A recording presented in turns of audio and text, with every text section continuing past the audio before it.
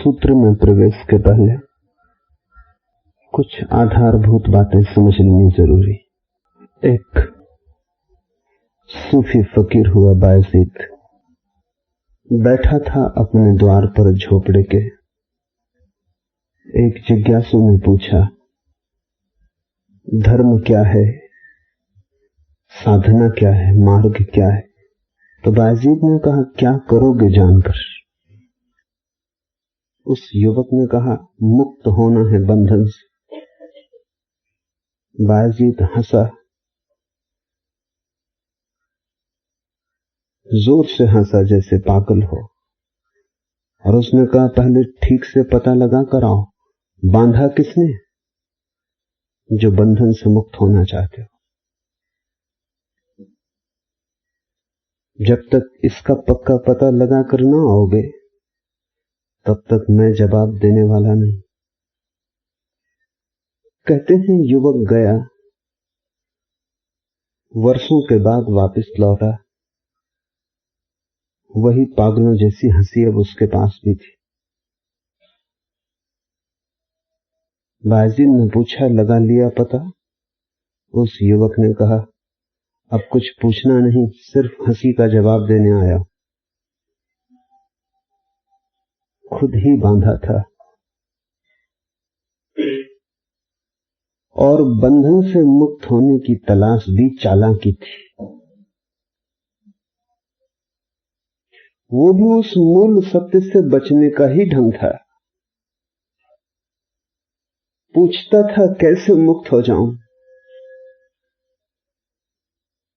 मार्ग की तलाश भी स्थगन पोस्टपोन थी, पोस्टपोन करने की विधि थी कि जब मिलेगा मार्ग तब पहुंचेंगे, जब मिलेगी विधि तब बंधन कटेगा। जब मार्ग ही पता नहीं, विधि का पता नहीं, तो कैसे बंधन के बाहर निकले? ठीक किया तुमने कि जवाब न दिया और पागल की हंसी हंसे। वो हंसी चोट कर गई, वो मन में गहरा घाव कर गई। बहुत खोजा, जैसे जैसे खोजने लगा वैसे वैसे साफ होने लगा कि बंधा तो मैं ही हूं, बांधा किसी ने भी नहीं। और जब मैं ही बंधा हूं तो मुक्त होने की जरूरत क्या है? मत बंधो और मुक्त हो गए। ये पहली बात समझ लेनी जरूरी है। मोक्ष की खोज भी तरकीब है, वो भी उपाय है बचने का। अन्यथा तुम अमुक्त हुए कब? बांधा किसने? बीमार ही नहीं हो और औषधि की तलाश करते हो। औषधि मिलती नहीं तो तुम सोचते हो कर भी क्या सकते हैं हम। गुरु को खोजते हो, परमात्मा को खोजते हो, और उसे कभी खोया नहीं, वो तुम्हारे भीतर छिपा है। जब तुम खोज रहे हो तब भी वो मौजूद है, और इसकी हल्की झलक तुम्हें भी है। ऐसा भी नहीं है कि इस बात को तुम बिल्कुल भूल गए हो कि बांधा किसी ने नहीं। हल्की झलक तुम्हें भी है, क्योंकि ये इतना बड़ा सत्य है, इसे पूरा का पूरा भुलाया भी नहीं जा सकता। ये जंजीरें तुमने अपने ही हाथ से पहन रखी, हालांकि तुमने जंजीरों की तरह इन्हें नहीं पहना, तुमने आभूषण समझ के पहना। तुमने जंजीरों पर हीरे जवाहरात जड़ लिए, तुमने जंजीरें लोहे की नहीं सोने की बना ली। तुमने जंजीरों में बड़ा रस भर लिया है। अब तुम उन्हें छोड़ने में भी डरते हो, क्योंकि वे जंजीरें तुम्हें जंजीरें दिखाई ही नहीं पड़ती। कारागृह को तुमने खूब सजा लिया है, और कारागृह को तुमने घर बना लिया है। अब तुम पूछते जरूर हो कि कारागृह से कैसे मुक्त हो, लेकिन तुम भली भांति जानते हो कि तुम मुक्त होना नहीं चाहते, अन्यथा कौन तुम्हें रोकता है? घर में आग लगी हो तो तुम छलांग लगा के बाहर निकल जाते हो। तब तुम पूछते नहीं कि गुरु कहां, जिससे पूछूं मार्ग। तब तुम पूछते नहीं कि विधि क्या है बाहर निकलने की। तब तुम शास्त्रों का अध्ययन मनन नहीं करते। तब आग लगी है, इतना जानना हो गया कि मार्ग तुम खुद ही खोज लेते हो, लेकिन संसार के बाहर निकलने के लिए तुम पूछते हो मार्ग कहां। तुम निकलना नहीं चाहते। और आग तुम्हें शत्रु नहीं मालूम पड़ती, मित्र मालूम पड़ती। फिर तुम पूछते ही क्यों हो? अगर यही सच है कि तुम्हें निकलना नहीं, अगर यही सच है कि कारागृह को ही घर बनाने में तुम्हें रस आता है, तो बनाओ। फिर मार्ग क्यों पूछते हो? मन बहुत चालाक है। मार्ग पूछ के तुम दोहरी बात अपने को समझा लेते हो कि मैं कोई साधारण सांसारिक आदमी नहीं, मैं आध्यात्मिक हूं, बंधन में पड़ा हूं लेकिन निकलना चाहता हूं, क्रोध करता हूं लेकिन आकांक्षा क्रोध की, काम वासना में पड़ा हूं लेकिन ध्यान तो ब्रह्मचर्य का है। ऐसे तुम अपनी गंदगी को भी आदर्शों में छिपा लेते हो। ऐसे तुम घाव के ऊपर फूल रख लेते हो। घाव को तुम मिटाना भी नहीं चाहते, घाव को तुम देखना भी नहीं चाहते, इसलिए तुम पूछते फिरते हो मार्ग कहां, विधि कहां, गुरु कौन, कैसे मुक्त हो। तुम्हारी इस बेईमानी से कौन तुम्हें बाहर निकाल सकेगा? ये बेईमानी तुम्हें पूरी खुली आंख से देखनी होगी, कष्टपूर्ण। दूसरे की बेईमानी देखनी तो बहुत आनंदपूर्ण होती है, खुद की बेईमानी देखनी बहुत कष्टपूर्ण होती है, क्योंकि उसमें तुम्हारी अपनी ही आंखों में तुम्हारी प्रतिमा गिर जाती और तुमने बड़ी भव्य प्रतिमाएं बना रखी। बुरे से बुरा आदमी भी यही मानता है कि आदमी तो मैं भला हूं, कभी कभी बुराई कर लेता हूं, ये बात दूसरी। बुराई कृत्य है, आदमी तो मैं भला हूं, संयोग से, परिस्थिति से, मजबूरी से, भाग्यवशात बुराई कर लेता हूं, करना नहीं चाहता हूं, और जिस दिन सुविधा होगी उस दिन भूल के भी नहीं करूंगा। मजबूरी है, पत्नी है, बच्चे हैं, घर द्वार है, थोड़ी चोरी, थोड़ी बेईमानी, थोड़ा असत्य कर लेता हूं, लेकिन आदमी में बुरा नहीं। बुरे से बुरा आदमी भी अपनी एक सुंदर प्रतिमा बना के रखता है। वो सुंदर प्रतिमा बुरा होने में सहयोगी है, क्योंकि उस प्रतिमा के कारण ही तुम बुराई के घाव को नहीं देख पाते। उस प्रतिमा के कारण ही बुराई तुम्हें किस बुरी तरह बांधे हुए है और किस भांति जहर तुम्हारे रोए रोए में समा गया है, उसकी तुम्हें प्रतीति नहीं हो पाती। वो उस प्रतीति से बचने का उपाय है, इसलिए तुम विधि पूछते हो, मार्ग पूछते हो। ये तो पहली बात समझ लेनी जरूरी है कि तुम बंधे हो क्योंकि तुम बंधना चाहते हो। ये कितना ही कष्टपूर्ण हो, लेकिन इसे तुम भली भांति समझ लेना कि जंजीरें तुम्हारे हाथ में हैं, किसी और ने तुम्हें पहनाई नहीं, तुमने ही पहनी। दोष दूसरे पर डालना हमेशा सुगम। पति सोचता है पत्नी ने बंधन डाला हुआ है, कैसी मूढ़ता है। पत्नी सोचती पति ने बंधन डाला हुआ है, कैसा पागलपन। कोई दूसरा बंधन डाल कैसे सकेगा? अगर तुम बंधन में चाहो, एक क्षण भी कोई तुम्हें रोक सकता है? पत्नी रोक सकती है, पति रोक सकता है, बच्चे रोक सकते हैं, कौन रोक सकता है? दुनिया की कोई भी शक्ति तुम्हें बंधन में नहीं डाल सकती। तुम्हारी मुक्ति अपराजय है, उसे पराजित नहीं किया जा सकता। अगर घुटने टेक के तुम रुके हो तो तुम ही जिम्मेवार हो। कोई किसी को बांध नहीं रहा है, कोई किसी को बांध ही कैसे सकता है? कम से कम एक चीज तो ऐसी है जिस पे किसी का कोई बस नहीं, वो तुम्हारी आंतरिक परम स्वतंत्रता है। दोस्तोवस्की रूस का एक बहुत बड़ा लेखक, बड़ा मनस्विद, बड़ा तत्वचिंतक कारागृह में डाल दिया गया। कारागृह से उसने अपने एक पत्र में लिखा है कि कारागृह आके मुझे पता चला कि दुनिया केवल मेरे शरीर को ही बंधन में डाल सकती है, मुझे नहीं। कारागृह में मैं उतना ही मुक्त हूं जितना मैं कारागृह के बाहर था। मेरी मुक्ति में कोई बाधा नहीं पड़ी। तुम्हारे भीतर के आकाश को कौन अवरुद्ध कर सकता है? लेकिन तुम सोचते हो पत्नी ने बांध रखा है। ऐसा हुआ कि शेख फरीद एक गांव से गुजरता था, 2-4 शिष्य उसके साथ थे। अचानक बीच बाजार में फरीद रुक गया और उसने कहा कि देखो, एक बड़ा सवाल उठाया, बड़ा तत्व का सवाल है और सोच के जवाब देना। एक आदमी गाय को ले जा रहा है बांधकर। फरीद ने कहा कि मैं पूछता हूं, ये गाय आदमी से बंधी है कि आदमी गाय से बंधा है? शिष्यों ने कहा, इसमें कौन सी बड़ी बात है, ये कौन से तत्व का सवाल है, और आप जैसे आदमी को मजाक करना शोभा नहीं देता। साफ है कि गाय आदमी से बंधी है, क्योंकि बंधन आदमी के हाथ में और गाय के गले में। तो फरीद ने कहा, दूसरा सवाल है, अगर हम ये बंधन बीच से तोड़ दें तो गाय आदमी के पीछे जाएगी कि आदमी गाय के पीछे जाएगा? तब जरा अनुयायी चिंतित हुए। उन्होंने कहा, बात तो सोचने जैसी है, मजाक नहीं, क्योंकि बंधन तोड़ दो तो गाय भाग खड़ी होगी और आदमी गाय के पीछे भागेगा। तो फरीद ने कहा, मैं तुमसे कहता हूं कि आदमी के हाथ में बंधन नहीं, आदमी के गले में। ऊपर से दिखाई पड़ता है गाय आदमी से बंधी है, भीतर अगर देखोगे तो पता चलेगा आदमी गाय से बंधा है। नहीं, कोई पत्नी पति को कैसे बांधेगी? कोई पति कैसे किसी पत्नी को बांधेगा? तुम बंधना चाहते हो, लेकिन बंधन की जिम्मेवारी भी अपने पे नहीं लेना चाहते, वो तुम दूसरे पे डाल देते हो। इससे बंधना सुगम हो जाता। हम कर भी क्या सकते? चारों तरफ लोग बांधे हुए हैं, हम जाएं तो जाएं कहां, करें तो करें क्या, मुक्ति मिले कैसे? सारा संसार विराट है और बांधे हुए।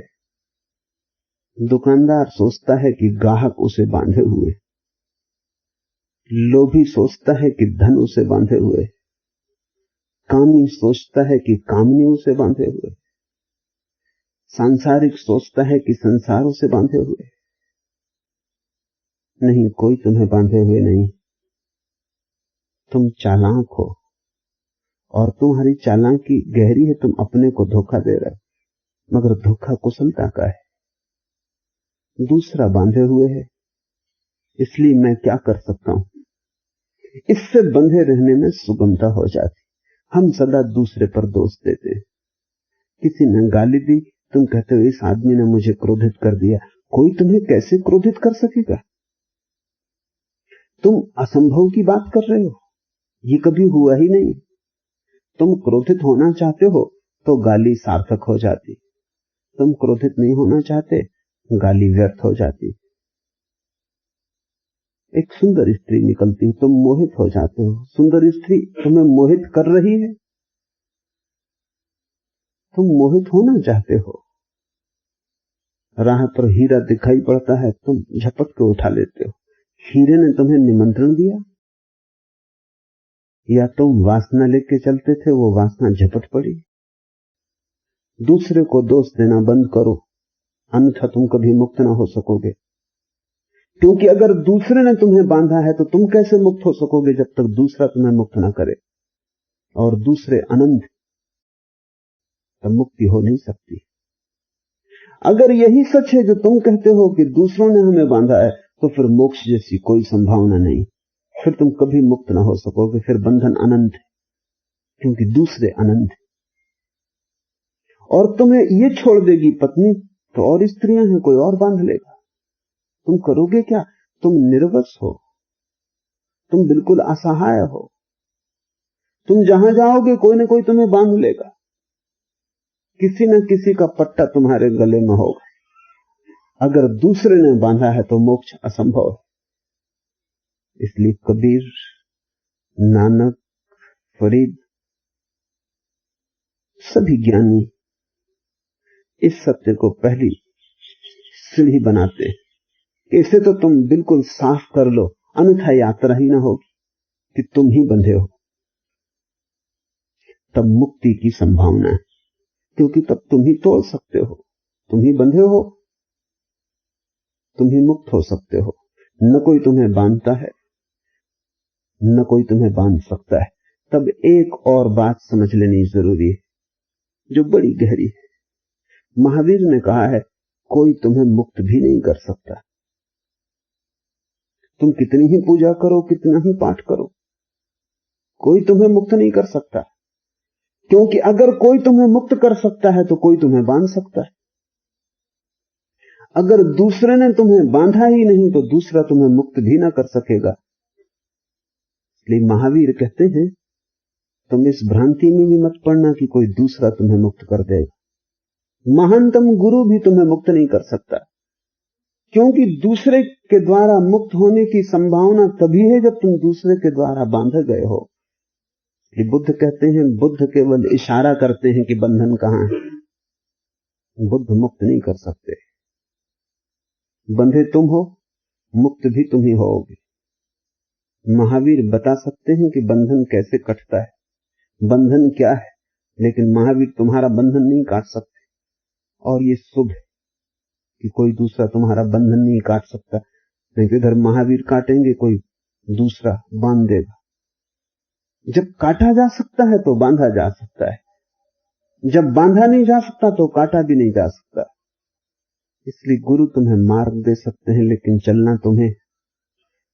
गुरु तुम्हें विधि दे सकते हैं लेकिन विधि का उपयोग करना तुम्हें। गुरु इशारा कर सकते हैं लेकिन इशारे को जीवन बनाना तुम्हें।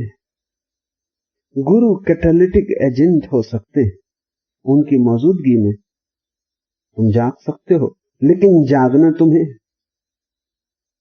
और बड़ी कठिनाई ये है, कबीर ने कहीं कहा है कि सोए हुए को जगाना आसान, लेकिन जो जागा हुआ पड़ा हो उसको जगाना असंभव। तुम उसी हालत में हो दूसरे। तुम बिल्कुल सोए भी होते तो हिला के तुम्हें जगाया जा सकता था। तुम बन के सो रहे हो, तुम चादर ओढ़ रखी है, आंख बंद किए पड़े हो, तुम सब भांति दिखला रहे हो कि तुम बिल्कुल गहरी नींद में हो और तुम जागे हुए हो। तुम्हें कैसे जगाया जाए? नींद हो टूट सकती है, झूठी नींद को कैसे तोड़िएगा? तुम धोखा दे रहे हो। आत्मवंचना तुम्हारा करीब करीब स्वभाव बन गया है। इन बातों को ख्याल में रख के कबीर के सूत्र को समझने की कोशिश करें। कबीर तो गांव के गंवार है, उनके पास कोई बहुत बड़े दार्शनिक शब्द नहीं, लेकिन एक ग्रामीण का गहरा अनुभव और ग्रामीण के अनुभव की ताजगी। वे जो प्रतीक भी चुनते हैं वो गांव के सहज प्रतीक, लेकिन उनकी चोट बड़ी गहरी। जितना सुसंस्कृत शब्द हो जाता है उतना ही मृत हो जाता है। भाषा जितनी साफ सुथरी परिष्कृत हो जाती है, जितना उस पर रंग रोगन हो जाता है, उतनी ही जीवन से शून्य हो जाती। गांव का ग्रामीण जो भाषा बोलता है वो उतनी ही जीवंत होती जितना गांव का ग्रामीण होता है। कबीर की भाषा बड़ी जीवंत है और उनके प्रतीक सीधे साधे हैं। हिंदुस्तान में जीसस के मुकाबले सिर्फ कबीर है। महावीर, बुद्ध, कृष्ण, राम सब बहुत परिष्कृत दुनिया के लोग, बड़ी शुद्ध सुसंस्कृत कुलीन परंपरा के लोग। कबीर ठेठ ग्रामीण, ठीक जीसस जैसे। जीसस बढ़ई के लड़के हैं, कबीर जुलाहे।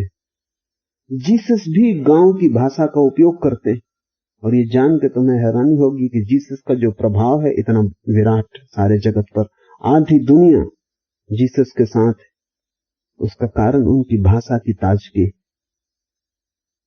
महावीर और बुद्ध की भाषा कागजी फूल मालूम पड़ती, बड़े शुद्ध सिद्धांतों की चर्चा है, लेकिन हृदय को चोट नहीं करती, बुद्धि को छूती है और बिखर जाती। कबीर और जीसस की भाषा सीधी सादी अनुभव की है, शास्त्र की नहीं। ये सारे प्रतीक अनुभव के हैं। कबीर ने कहा, अपन पो आप ही बिसरो, खुद ही भूल गए हो खुद को,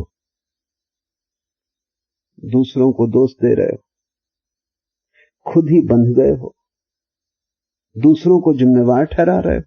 अपन पो आप ही बिसरो, जैसे स्वान कांच मंदिर में भरम से भूखी मरो। कथा है कि एक सम्राट ने एक मंदिर बनाया कांच का, विराट मंदिर था, उसमें हजारों दर्पण लगे थे। एक कुत्ता भूल से वहां प्रवेश कर गया। द्वारपाल रात बंद कर गया, कुत्ता भीतर रह गया मंदिर में। बड़ी मुश्किल में पड़ गया। देखा तो चारों तरफ लाखों कुत्ते थे, क्योंकि हर दर्पण से कुत्ता दिखाई पड़ रहा था। इस तरह दुश्मनों के बीच में कभी कुत्ते ने अपने को पाया नहीं था। एक दो हो, लड़ ले जीत ले, लाखों थे। जहां देखता था वहीं थे, नीचे थे, ऊपर थे, चारों तरफ थे। कुत्ता घबराया, भौंक के उसने डराना चाहा। ध्यान रहे, तुम जब भी दूसरे को डराना चाहते हो, डर के कारण तुम पहले डर गए होते हो। नहीं तो तुम दूसरे को क्यों डराना चाहोगे? भयभीत आदमी दूसरे को भयभीत करना चाहता है। अगर दूसरा भयभीत हो जाए तो उसके भय को थोड़ी राहत मिले। तो ध्यान रखना, जो आदमी वस्तुतः अभय है वो किसी को भयभीत नहीं करता। जो आदमी खुद भयभीत है वो दूसरे को भी भयभीत करता है। भयभीत करने के ढंग बड़े सूक्ष्म हो सकते हैं।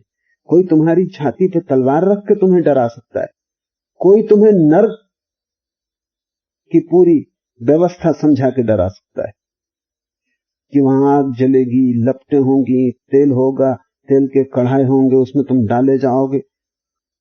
सैनिक तुम्हें डराता है तलवार से, तुम्हारे साधु तुम्हें डराते नरक। सूक्ष्म उपाय, लेकिन तुम्हारा साधु भी डरा है, तुम्हारा सैनिक भी डरा हुआ है। जो डरा हुआ नहीं वो दूसरे को डराएगा क्यों?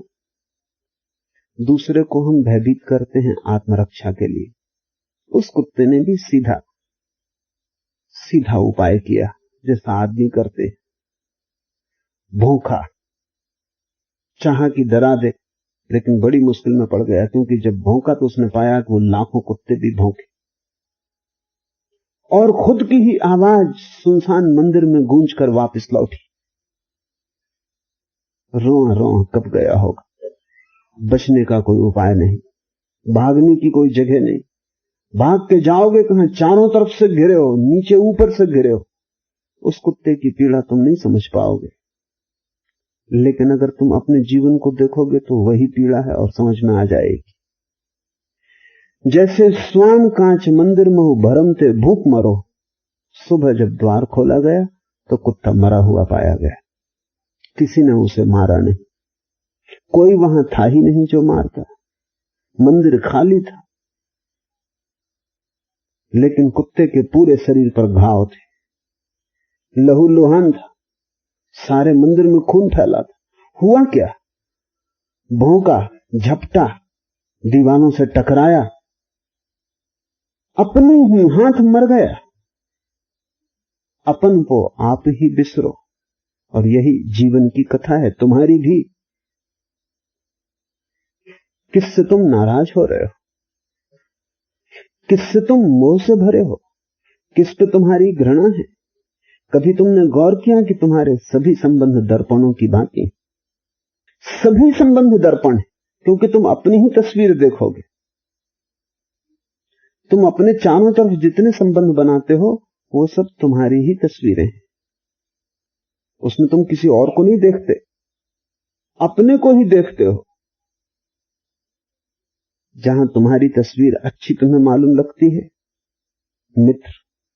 जहां बुरी लगती है, शत्रु, अपना पराया। लेकिन तुम्हारे सभी संबंध, रिलेशनशिप दर्पण की भांति है, उसमें दिखाई तुम स्वयं ही पड़ते हो, कोई और नहीं।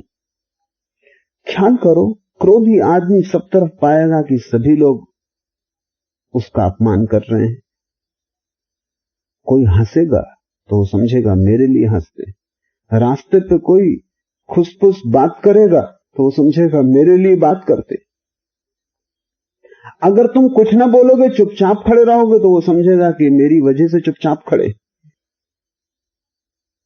तुम कुछ भी करो, वो अपनी तस्वीर देखेगा। मेरे एक मित्र हैं, उनका एक ही लड़का है। उनके लड़के ने मुझे कहा कि अब मैं मुश्किल में पड़ गया हूं, अब कोई उपाय दिखाई नहीं पड़ता, आप ही कुछ करें, मेरे पिता को समझा दें। अगर मैं ढंग से कपड़े पहनता हूं तो वो कहते हैं अच्छा कर लो राजशाही, जब मैं मरूंगा तब पता चलेगा। अगर मैं साधारण न पहनूं कपड़े ढंग के तो वो कहते हैं अच्छा तो हम मर गए क्या?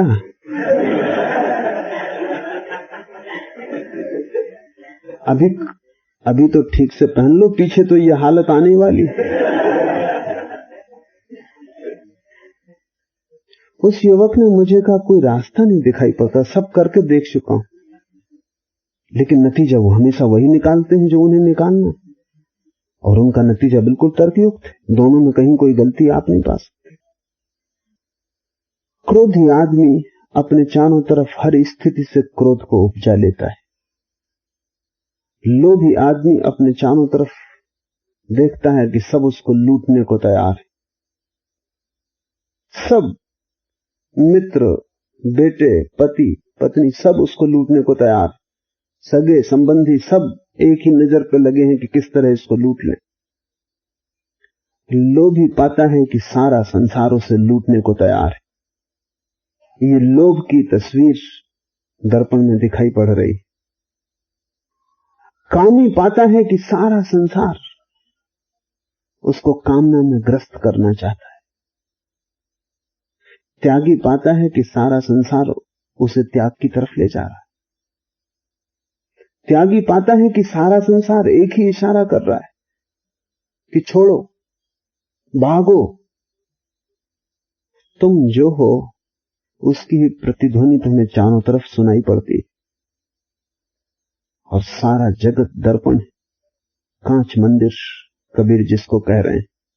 जैसे स्वान कांच मंदिर महु भरम थे भूख मरो, और आखिर में जब तुम मिट जाते हो और सारी जिंदगी तुम मिटते हो तो आखिर में तुम यही पाओगे, यही सोचोगे इन सब ने मिलकर समाप्त कर दिया, मार डाला। पुराने समय में और अभी भी आदिवासी कबीलों में अगर कोई बीमार पड़ जाए तो भी वो पता लगाता है कि किसने बीमार करने का जादू मुझ पे चलाया। बीमार तुम पड़ते हो, लेकिन वो जाता है ओझा के पास पता लगाने कि कौन है जिसने मेरे खिलाफ बीमारी भेजी। वो तर्क तो यही है कि अगर बीमारी आई है तो कोई भेजने वाला होगा, अगर मैं दुखी हूं तो कोई दुख दे रहा होगा, अगर मैं परेशान हूं तो कोई जरूर परेशान कर रहा होगा। गणित सीधा दिखाई पड़ता है कि बिना किसी के परेशान किए मैं कैसे परेशान होऊंगा। लेकिन तुम्हें मनुष्य के मन का कुछ भी पता नहीं। अगर तुम बिल्कुल अकेले भी छोड़ दिए जाओ, तुम्हारी सब जरूरतें पूरी कर दी जाएं, तो भी तुम्हारी यही स्थिति होगी। पश्चिम में बहुत से प्रयोग हुए। एक प्रयोग जिसको वो सेंस डिप्राइवेशन कहते हैं, वो बहुत बहुमूल्य प्रयोग है। कई मनोवैज्ञानिकों ने उस पर काम किया है। उन्होंने इस तरह के गर्भगृह बनाए जहां सब तरह की सुविधा है। भोजन भी अपने आप नली से खून में पहुंच जाता है, उसे करने की कोई जरूरत नहीं। प्यास लगती है तो ऑटोमेटिक इंतजाम है, पानी शरीर में पहुंच जाता है, भोजन शरीर में पहुंच जाता है। घना अंधकार है, कोई आवाज नहीं सुनाई पड़ती, और उन्होंने ठीक वैसा ही रासायनिक इंतजाम किया है जैसे बच्चे के लिए गर्भ में होता है।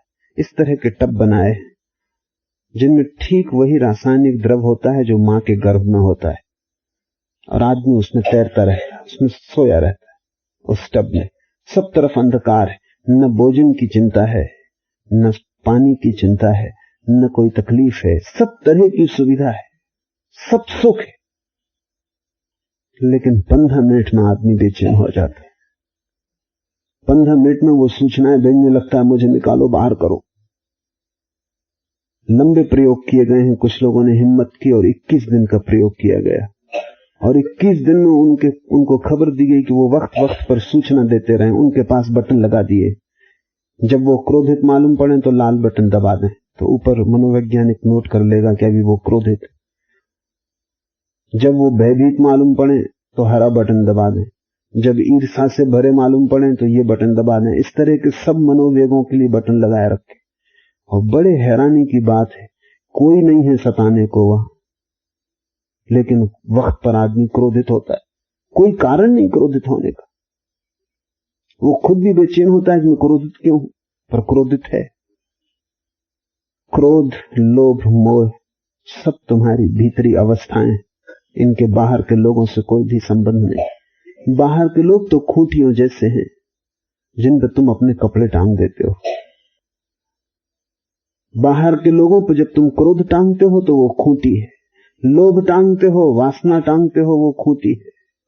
आटा सब तुम्हारे भीतर से है, और जब तुम जीवन में विषाद से भरोगे और सब नष्ट हो जाएगा और मौत पास आएगी, तब तुम कहोगे कि शायद सारी दुनिया के प्रति तुम्हारी शिकायत है कि लोगों ने बर्बाद कर दिया। तुम क्या से क्या होने को आए थे, होने नहीं दिया गया। तुम्हारे जीवन से कैसी प्रतिभा और प्रकाश पैदा होता, लेकिन सबने मिलकर नष्ट कर दिया। ये जगत तुम्हारा शत्रु है और कोई कारण नहीं दिखाई पड़ता कि जगत तुम्हारा शत्रु क्यों हो। कोई तुम्हें मिटाने को उत्सुक क्यों है? सब अपने को पूरा करना चाहते हैं और सभी सोचते हैं कि बाकी उन्हें मिटाने को उत्सुक। तुम किसको मिटाने को उत्सुक हो? तुम अपने को पूरा करना चाहते हो, दूसरे अपने को पूरा करना चाहते। लेकिन संबंधों में दर्पण के अतिरिक्त कुछ भी नहीं, तुम्हें अपनी ही तस्वीर दिखाई पड़ती है। मैंने सुना है कि एक आधुनिक चित्रों की प्रदर्शनी थी। आधुनिक चित्र, मॉडर्न पेंटिंग तो तर्कहीन है, उसका अर्थ भी निकालना मुश्किल है। और पिकासो जैसे चित्रकार कहते हैं अर्थ होता ही नहीं, निकालोगे कैसे? पिकासो से किसी ने पूछा कि तुम्हारे इन चित्रों का क्या अर्थ है, तो उसने कहा बाहर जो झाड़ खड़े हैं इनका क्या अर्थ है, ये जो फूल खिले इनका क्या अर्थ है, झरना जो कलकल कर रहा है इसका क्या अर्थ है। जब इनका कोई अर्थ नहीं तो पिकासो को क्यों झंझट में डालते हो? जब परमात्मा अर्थहीन है तो मुझ गरीब को क्यों फंसाते हो? मैं भी अर्थहीन हूं। तो आधुनिक चित्रकला बिल्कुल अर्थहीन है, प्रकृति जैसी है। उसे तुम देख के प्रसन्न हो सकते हो, उदास हो सकते हो, दुखी हो सकते हो, सुखी हो सकते हो, मगर अर्थ वहां कुछ भी नहीं। मुल्ला नसरुद्दीन देखने गया था उस प्रदर्शनी को, आधुनिक चित्रों की। चित्र देख देख के वो परेशान हो गया। कुछ सूझबूझ के बाहर है सब, न इनका आगा न पीछा, न यही पता चलता कि सीधे टंगे हैं कि उल्टे टंगे हैं। आखिर एक चित्र के सामने खड़ा हो गया और उसने कहा कि हद हो गई, इस चित्र का क्या अर्थ है? उस चित्रकार ने कहा महानुभाव, आप दर्पण के सामने खड़े, ये चित्र है ही नहीं।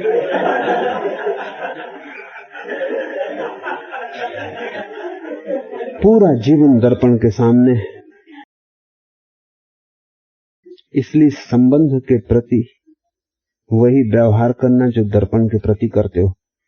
संबंध नाजुक भी उतना ही जितना दर्पण।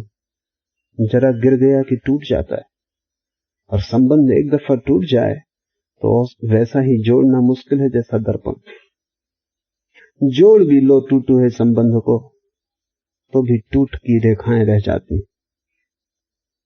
प्रेम एक दफा टूट जाए फिर लाख उपाय करो जोड़ने का, जोड़ भी लो तो भी फिर वही बात वापस नहीं लौटती। संबंध बिल्कुल दर्पण जैसा है, उतना ही नाजुक, और तुमको ही दिखाता है। तुम सदा हर संबंध में तुम ही खड़े हो, दूसरे को दोष मत देना। अगर जीवन व्यर्थ हो जाए तो जानना कि तुमने ही व्यर्थ कर लिया है, और जितने जल्दी तुम समझ लो कि दूसरे का कोई हाथ तुम्हें नष्ट करने में नहीं, उतने ही जल्दी तुम्हारे जीवन में सृजन की प्रक्रिया का प्रारंभ हो जाए। जैसे स्वान कांच मंदिर में भरमते भूखी मरो, अपन को आप ही बिसरो, ऐसी ही तुम्हारी दशा है। जो केहरी बपू निरख कूपजल प्रतिमा देखी परो, और जैसा सिंह ने गुजरते हुए नदी के तट पर अपनी छाया देखी, झपट के कूद पड़ा। दुश्मन को बर्दाश्त करना मुश्किल, मर गया। तुम जब भी झपटो थोड़ा रुकना, एक क्षण सोचना कि जिस पे तुम झपट रहे हो वहां कोई है, या तुम अपनी ही प्रतिबिंब पर झपट रहे हो। कोई तुम्हारी निंदा करे तुम तत्काल झपट पड़ते हो। कभी तुमने गौर किया कि निंदा से दुख इसलिए होता है कि वो सच है, अन्यथा दुख ना होगा। अगर कोई तुम्हारे संबंध में सरासर झूठ बात कह रहा हो तो तुम हंस सकोगे, लेकिन अगर कोई ऐसी बात कह रहा है जो सच है, जिसको तुम छिपाए बैठे हो और जिसको वो उघाड़े डाल रहा है, तो तुम झपट पड़ोगे। निंदा पीड़ा देती है, निंदक के कारण नहीं। निंदा पीड़ा देती है कि तुम्हारे ढके हुए सत्य तुम्हारे सामने ही उघड़ने शुरू हो जाते। अगर तुम गौर से निंदक का विचार करोगे तो तुम अक्सर पाओगे कि 100 में 99 मौकों पर वो सही है। और इसका कारण है उसके सही होने का, क्योंकि दूसरे को देखना तथस्थता से हमेशा आसान है, खुद को तथस्थता से देखना बहुत कठिन है। देखने के लिए थोड़ी दूरी चाहिए। दूसरे तुम्हें जैसा देखते हैं तुम अपने को नहीं देख पाते, तुम्हें पता ही नहीं चलता कि दूसरा तुम्हें कैसे देखते हैं। मनस्विद कहते हैं अगर सभी लोग वास्तविक सच्चे हो जाएं, जैसा कि धर्मगुरु समझाते हैं कि सभी लोग सच्चे हो जाएं और सत्य ही बोलें, तो दुनिया 4 दिन नहीं चल सकती। क्योंकि अगर लोग सभी सत्य कह दें जैसा वो तुम्हारे संबंध में सोचते हैं तो सब दुश्मन हो जाएंगे। मित्र तो एक खोजना मुश्किल है, क्योंकि मित्र भी इसलिए मित्र मालूम होता है कि वो कहता नहीं जो सोचता है, या कहता भी है तो पीठ पीछे कहता है।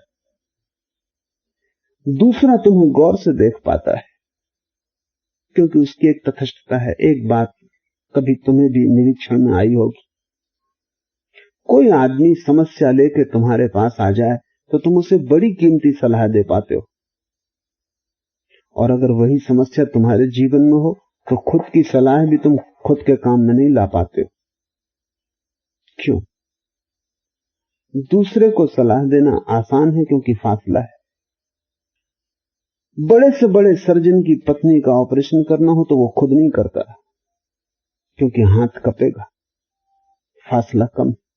दूसरे की पत्नी तो कोई दिक्कत नहीं है उसको, दूसरे की पत्नी से क्या लेना देना है। दूसरे की पत्नी पे वो ऐसे ऑपरेशन करता है जैसे पोस्टमार्टम कर रहा हो, जिंदा है कि मुर्दा कोई फर्क नहीं। लेकिन अपनी पत्नी में लगाव है, बच्चे हैं, घर परिवार है, वो कहीं मर न जाए, कहीं भूल चूक न हो जाए, भयभीत होता है, कपता है। तो बड़े से बड़े डॉक्टर को भी अगर अपनी पत्नी का ऑपरेशन करवाना हो तो किसी दूसरे सर्जन को बुलाना पड़ता है, और बड़े से बड़े डॉक्टर को भी अगर खुद की ही बीमारी का निदान करना हो तो दूसरे से करवाना पड़ता है। बड़ी हैरानी की बात है। तुम जो सभी जानते हो, क्या जरूरत है किसी और से निदान करवाने की? खुद निदान कर लो। लेकिन फासला अब और भी कम है, पत्नी से तो थोड़ा बहुत फासला था भी, और पत्नी मर जाए ऐसी कोई अचेतन आकांक्षा भी हो सकती थी, क्योंकि छुटकारा कौन नहीं पाना चाहता। शायद डर के पीछे यह भी कारण हो सकता है कि कहीं मैं मार ना डालूं, कि कहीं भूल चूक करके इसको खत्म न कर दूं, क्योंकि अचेतन में ऐसा पति खोजना कठिन है जिसने 10-5 बार न सोचा हो कि ये खत्म ही हो जाए। पत्नी खोजना मुश्किल है जिसने 10 बार न सोचा हो कि ये कैसे खत्म हो जाए, तो झंझट मिटे। खत्म हो जाने पर रोएंगे, छाती पीटेंगे, और वो भी कारण समझने जैसा है। जब कोई मरता है तुम इतना रोते हो, उस रोने में तुम्हारा अपराध का भाव भी, क्योंकि तुमने इसे मारना चाहा था और अब ये मर गया। तुम्हें लगता है कि तुम्हारी भी जिम्मेवारी। अगर तुमने किसी व्यक्ति को कभी मारना ना चाहा हो तो उसकी मृत्यु को तुम हल्केपन से ले लोगे। तुम्हारा कोई अपराध नहीं है, पश्चाताप ज्यादा नहीं होगा। पश्चाताप उसी मात्रा में होता है जितना अपराध का भाव हो। बाप मर जाता है, बेटा बहुत रोता है, क्योंकि जिंदा था कभी उसके पैर न छुए, जिंदा था कभी उसके पास बैठ के 2 प्रेम की बात न की, अब कोई मौका ना रहा, अब सदा के लिए ये अपराध मन पर रह जाएगा, अब इसको सुलझाने की कोई सुविधा नहीं। लेकिन जिस बेटे ने बाप की सेवा की हो, जरूरत पर पैर दादे हो, समय पर उसकी सुनी हो, उसकी चिंता की हो, उसको प्रेम किया हो, वो इस तरह का पागल नहीं होगा। बाप मर जाएगा तो वो समझेगा सभी मरते, मरना स्वाभाविक है, मैं भी मरूंगा। लेकिन अगर तुमने बाप के साथ कुछ ऐसा किया हो जो नहीं करना था, तो तुम्हें पश्चाताप भारी होगा। ये बड़ी उल्टी बात। इसलिए जो बेटा बहुत छाती पीट कर रोएगा, समाज सोचता उसको बहुत दुख हो रहा है, और जो बेटा चुपचाप बैठ के दुख को झेल लेगा, लोग कहेंगे कि बेईमान बाप मर गया, चुप बैठा। लेकिन हालत यह है कि जो चुप बैठा है इसका कोई पश्चाताप नहीं। जो छाती पीट के शोरगुल मचा रहा है, ये परिपूर्ति कर रहा है, सब्स्टिट्यूट खोज रहा है। इतनी ताकत पैर दबाने में लगाई होती, सिर दबा दिया होता, ये रोने पीटने से कोई अर्थ नहीं। तो ये भी अचेतन भय हो सकता है कि कहीं मैं मार ही न डालूं, इसलिए भी हाथ कप सकता है। लेकिन खुद के पास तो इतना भी फासला नहीं होता। जब मैं बीमार हूं तो निदान खुद नहीं हो सकता, क्योंकि अब भय बहुत ज्यादा है कि कहीं भूल ना हो जाए। मुल्ला नसरुद्दीन अपने डॉक्टर के पास गया और डॉक्टर ने कहा, तुम घबराते क्यों हो? जब मैं हूं तो बीमारी ठीक हो जाएगी, और तुम्हारे भरोसे के लिए ये कहता हूं कि इस बीमारी से मैं भी बीमार रहा हूं, तुम बिल्कुल मत घबराओ। नसरुद्दीन ने कहा, घबराहट नहीं मिटती, क्योंकि आप भला इस बीमारी से बीमार रहे होंगे, लेकिन आपका डॉक्टर दूसरा रहा होगा। खुद का इलाज करना मुश्किल, इसलिए खुद के जीवन में खुद का ज्ञान काम नहीं आता है। इसलिए कबीर कहते हैं, काहे की कुसलात, हाथ दिया था और कुएं में गिर पड़े। दिया दूसरों के लिए था, अपने लिया जिसके पास दिया है वो तो बुद्ध हो जाता है। अपने लिए जिसके पास ज्ञान है वो तो भीतर प्रकाशित हो जाता है। उसकी कुशलता का तो कोई अंत नहीं। लेकिन दूसरों के लिए दिया हमारे पास है, अपने लिए तो हम अंधे हैं। इसलिए यह भी हो सकता है कि तुम्हारा निंदक तुम्हारे संबंध में जो कहता हो वो ज्यादा सच हो जितना तुम अपने संबंध में कह सको। कबीर ठीक कहते हैं, निंदक नीरे राखिए, और उसकी बात पर सोचना, और तुम हैरान होगे वही बात चोट पहुंचाती है जो सच है। सच अखरता है, सच चुभता है। अगर तुम्हारे संबंध में कोई झूठी बातें कह रहा हो तो कोई हर्ज नहीं।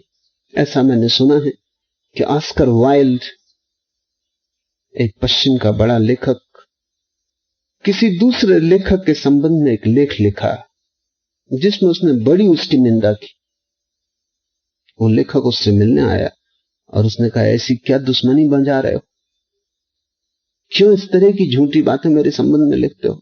ऑस्कर वाइल्ड ने कहा, चुप रहो, अगर सच लिखना शुरू कर दूंगा तो तुम कहीं के ना रहोगे।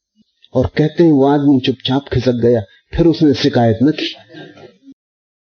झूठ तुम्हारे संबंध में कोई कहे सहा जा सकता है, सच चुभता है।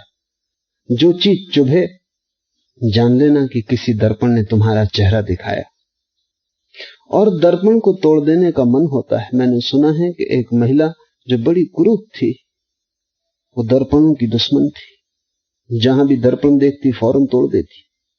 उसको यही मैनिया, पागलपन था। उसको मनुष्यविद के पास लाया गया कि इसका इलाज करो। उस स्त्री ने कहा कि मैं कुछ भी हो जाए दर्पण को बर्दाश्त नहीं कर सकती, क्योंकि दर्पणों के कारण मैं कुरूप हो जाती। दर्पणों के कारण मैं कुरूप हो जाती। दर्पण नहीं होता तो मैं सुंदर, दर्पण होता है तो मैं कुरूप हो जाती। दर्पण तुम्हें क्यों कुरूप करने में लगेगा? दर्पण का क्या लेना देना, दर्पण का क्या स्वार्थ, क्या संबंध? पर दर्पण वो बता देता है जो तुम हो। सब संबंध दर्पण। और वो स्त्री जो कर रही थी वही लोग संबंधों के संबंध में कर रहे हैं। लोग संबंध तोड़ते हैं। सन्यासी भाग जाता है पत्नी को छोड़ के कि ये सब नहीं सहा जाता, लेकिन पत्नी दर्पण थी, तुम्हारी वासना को प्रकट करती थी, तुम्हारी वासना को दिखा देती थी। दर्पण तोड़ने से क्या होगा? तुम उसी महिला जैसे पागल हो, हिमालय पे भागकर क्या करोगे? वासना तो सांस चली जाएगी, दर्पण छूट जाएगा। खतरा ज्यादा है हिमालय में, क्योंकि दर्पण न होगा तो तुम अपने को सुंदर समझने लगोगे। लेकिन 30 साल बाद या 30 जन्मों बाद भी अगर वापस लौटे हिमालय से, जैसे ही दर्पण दिखाई पड़ेगा वैसे ही कुरूप हो जाओगे।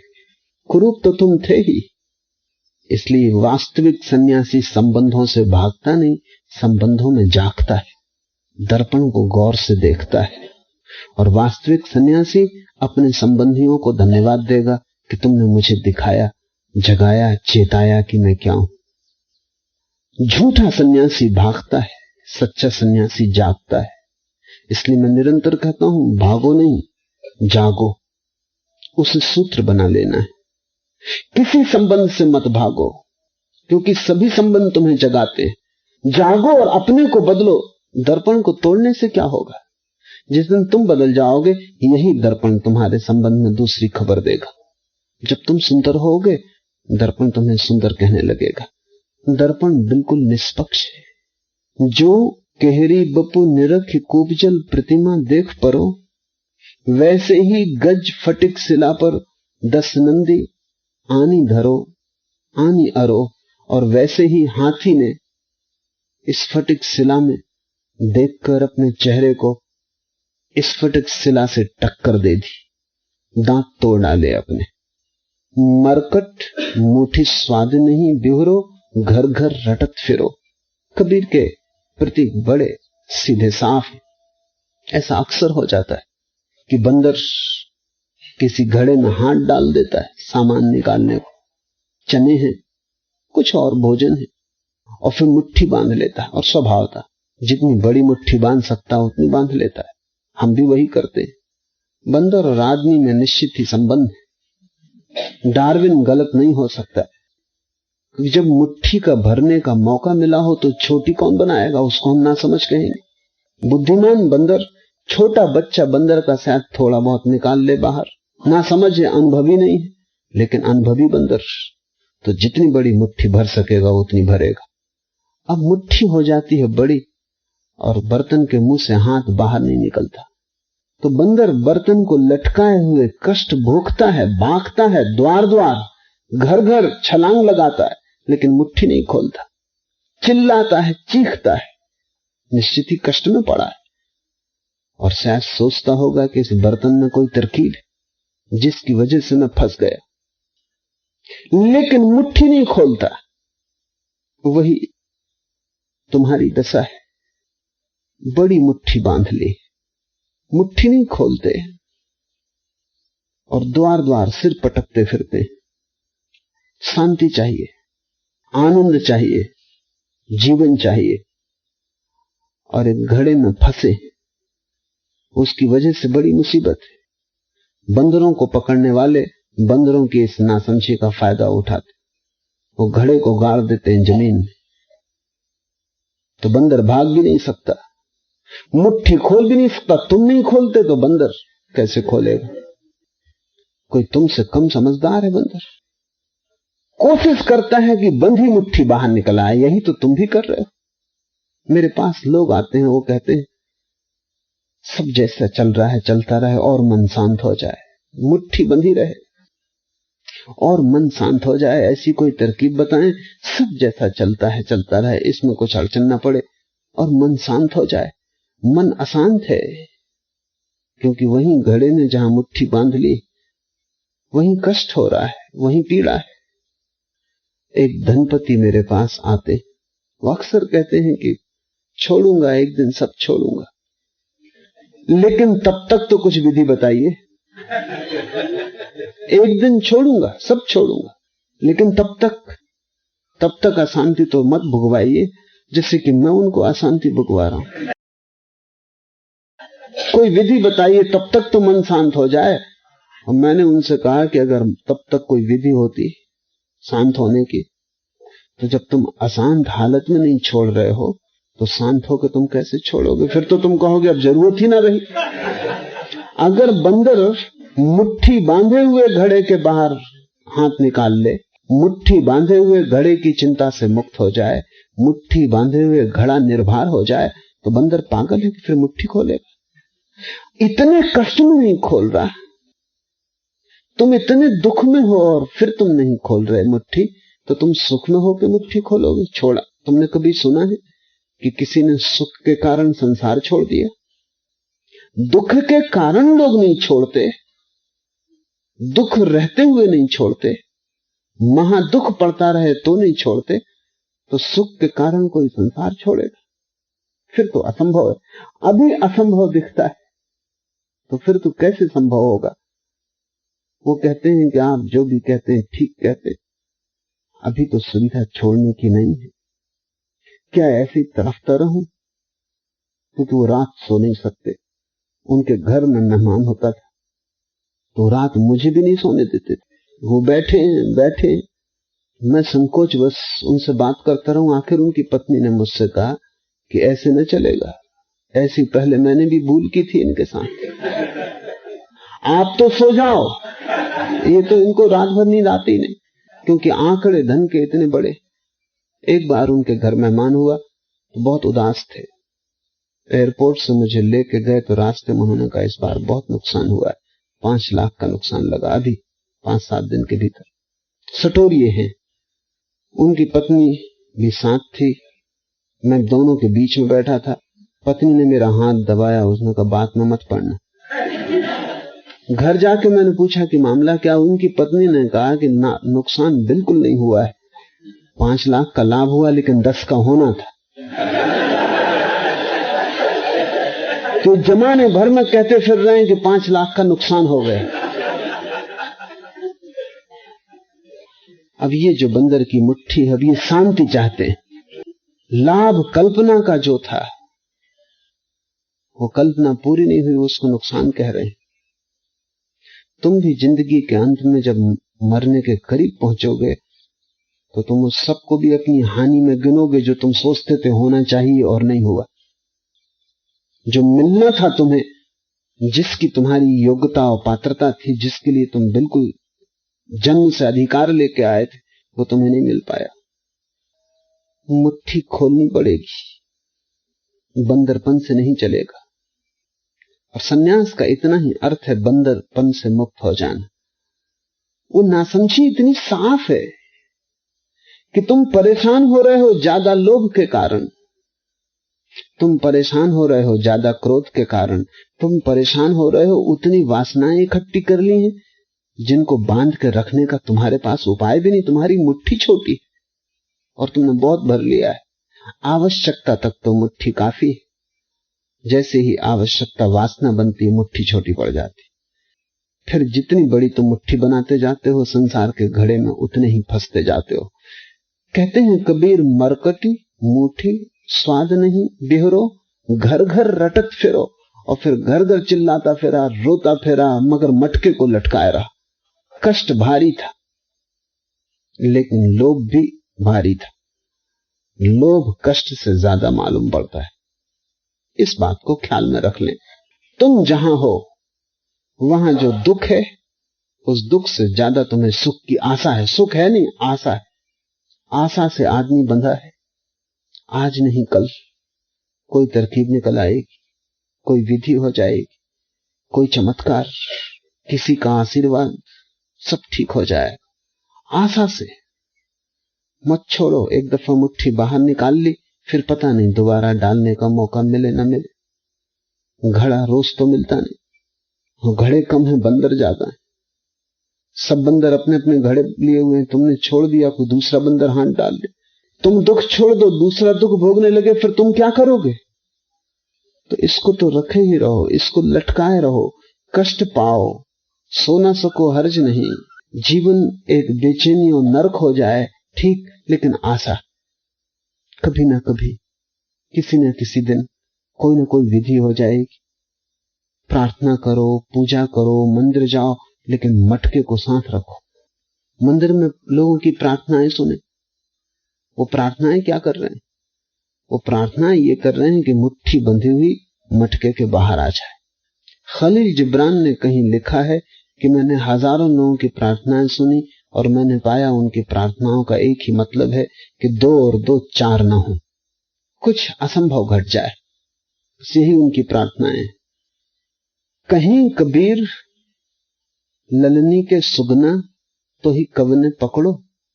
तोतों को पकड़ने वाले व्याग एक छोटी सी तरकीब का उपयोग करते हैं। रस्सी बांध देते हैं 2 वृक्षों के बीच। रस्सी के बीच में छोटी छोटी लकड़ियां अटका देते, तोते उन लकड़ियों पर आकर बैठ जाते। वजन के कारण लकड़ी उल्टी घूम जाती, तोते नीचे लटक जाते। उल्टा लटका तोता समझता है फंस गए, डरता है कि अगर छोड़े हाथ तो नीचे गिरेंगे और मरेंगे। कोशिश करता है कि किसी तरह सीधा होकर बैठ जाए। वो रस्सी है पतली, उस पर सीधा होकर वो बैठ नहीं सकता, उसका वजन ज्यादा है, वो नीचे गिरेगा। वो जितना तड़फेगा उतना ही फंसेगा।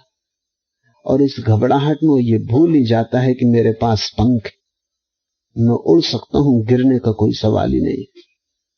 लेकिन शीर्षासन की वजह से फंस जाता है। शीर्षासन से सावधान रहना। लोग उल्टे खड़े फिर डरते हैं। कबीर कहते हैं, कहीं कबीर ललनी के सुगना तो ही कब ने पकड़ो। तुझे पकड़ा किसने है मूर्ख? तू छोड़ दे, तू ही पकड़े है इस रस्सी को। तेरे छोड़ते ही तू मुक्त। बंधन नहीं है, पकड़ है। मोक्ष बंधन से मुक्ति नहीं है, पकड़ से छुटकारा है। बंधन तो बाहर होता है, पकड़ भीतर होती है। बंधन तो दूसरा भी लगा सकता है, पकड़ तुम ही लगा सकते हो, पकड़ दूसरा नहीं लगा सकता। जिसको तुमने पकड़ा है वहीं वहीं तुम बंध गए हो।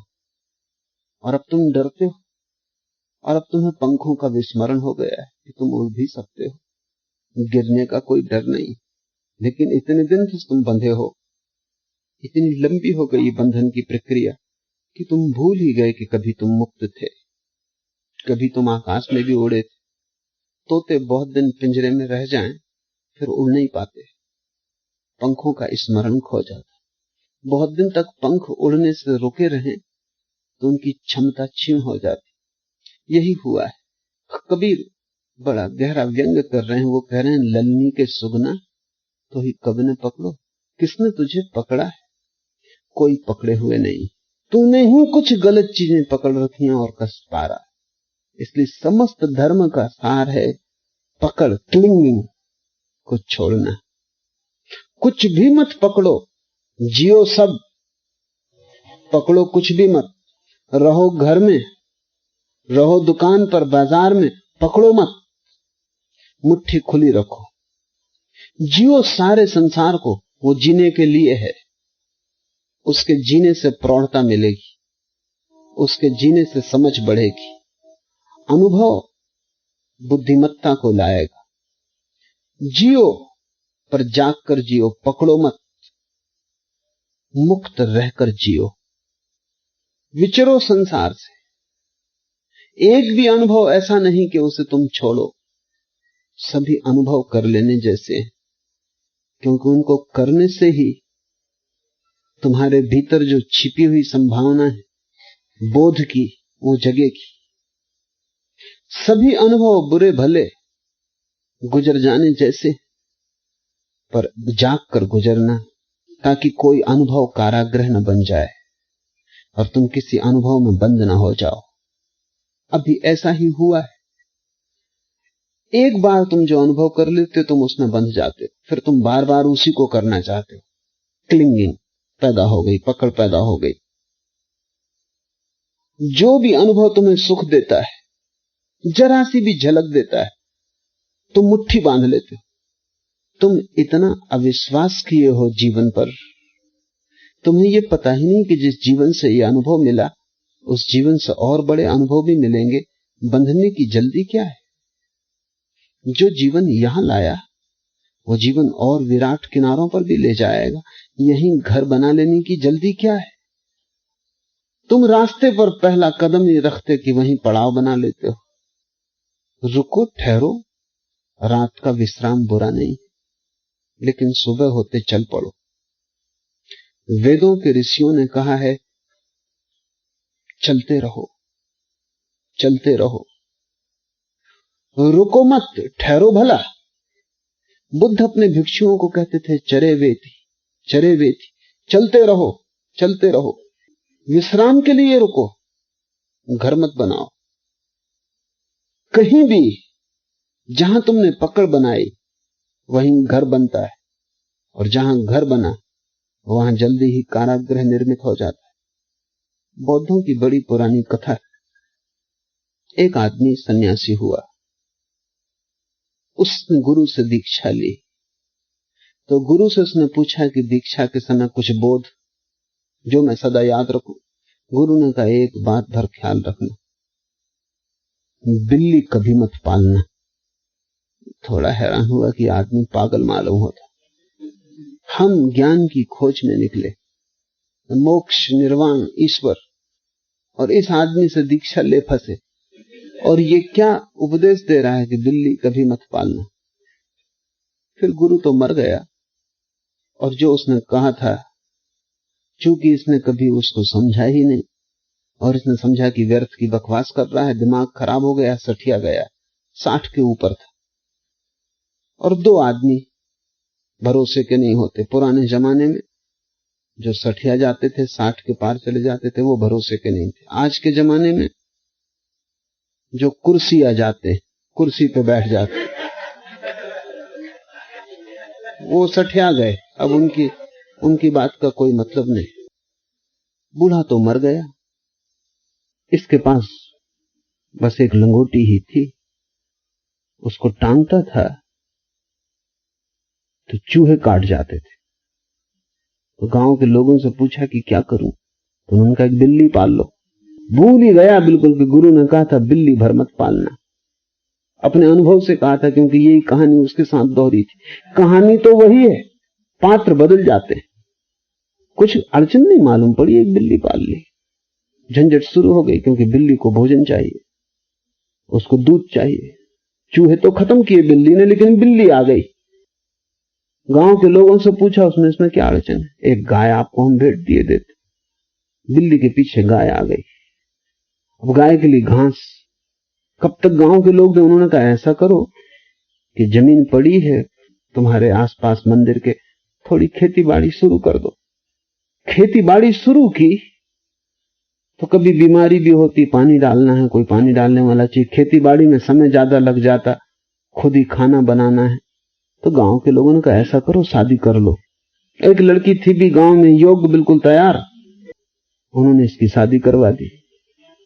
फिर बच्चे हो गए। फिर वो भूल ही गया दीक्षा, सन्यास, वो सब मामला खत्म हुआ।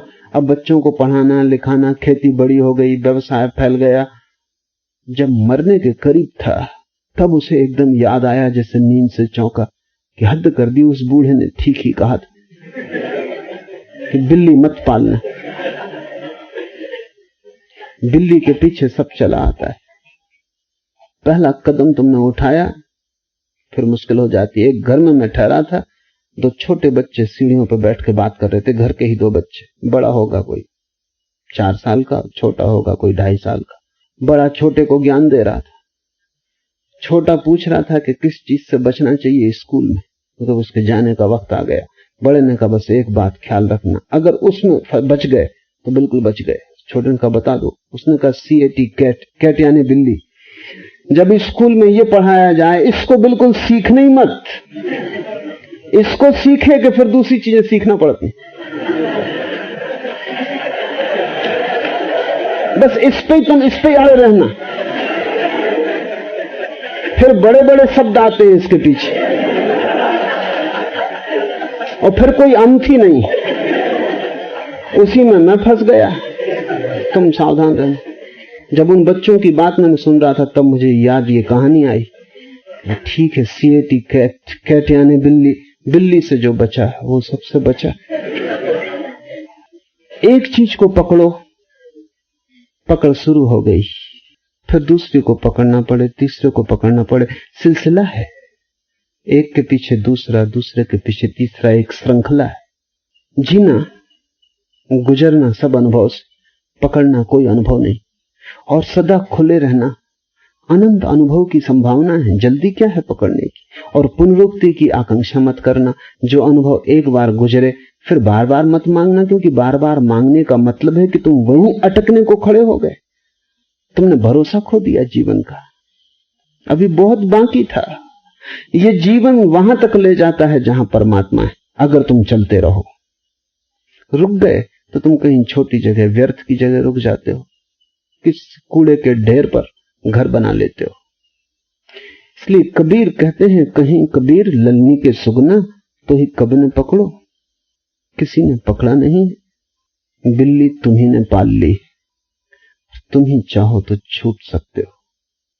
छूटने के लिए सिर्फ छूटने की चाह है, और क्या है पकड़, उसको समझने का प्रयास चाहिए। अभीप्सा कि मैं मुक्त होना चाहता हूं, और इस अभीप्सा के पीछे स्वभावतः समझ विकसित होनी शुरू होने लगती है कि मैं बंधा क्यों हूं। सिद्धों ने कहा है तुम बंधे नहीं हो, तुमने अपने को बांध रखा है। अगर तुम मुक्त होना चाहते हो, इसी क्षण मुक्त हो सकते हो, एक क्षण भी गंवाने की कोई जरूरत नहीं। समझ की प्रगाढ़ता, त्वरा, तीव्रता एक लपट की तरह सभी अतीत को राख कर सकती। इसी क्षण तुम मुक्त हो सकते हो। आज इतना।